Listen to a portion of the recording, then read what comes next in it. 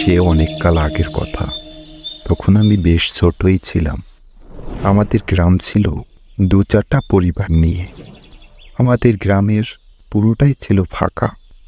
গ্রামটা ছিল বেশ শুনশান। তাই লোকে বলতো গ্রামের উত্তরে এক পুকুর, সেখানে নাকি ভূত পেতনি পেতাত্তা এগুলো বাস করে। ওখানে নাকি কেউই যায় না, কিন্তু সে পুকুরে নাকি প্রচুর মাছ পাওয়া যায়। আমরা যখন রাতে মাছ শিকারে বেরোতাম, মা প্রতিদিনই আমাদের নিষেধ করত, কিন্তু বাবা কখনোই বারণ শুনতো না। বাবা বলতো, রাখো তো তুমি তোমার কথা। এই এক কথা শুনে শুনে কানে খিল ধরে গেল।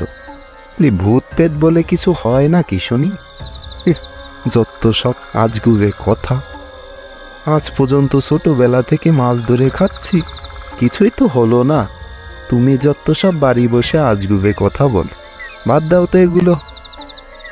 বাবা কিছুই গায়ে লাগাতো না। কি আর করার, আমি চুপ করে শুনতাম।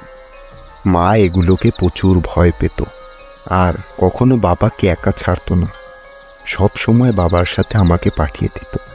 আর একটু ফিরতে দেরি হলেই মা চিন্তায় ছটফট করা শুরু করত, আর বাড়ি আসলে আবার বকাবকি শুরু করত। তেমনই একদিন হলো কি, আমি আর বাবা গুটি গুটি পায়ে চললাম নদীর দিকে। নদীর পাড়েই শ্মশান। জায়গাটা খুব শুনশান। পাশের বাসার হারু কাকা, সে নদীতে নৌকা চালায়, কিন্তু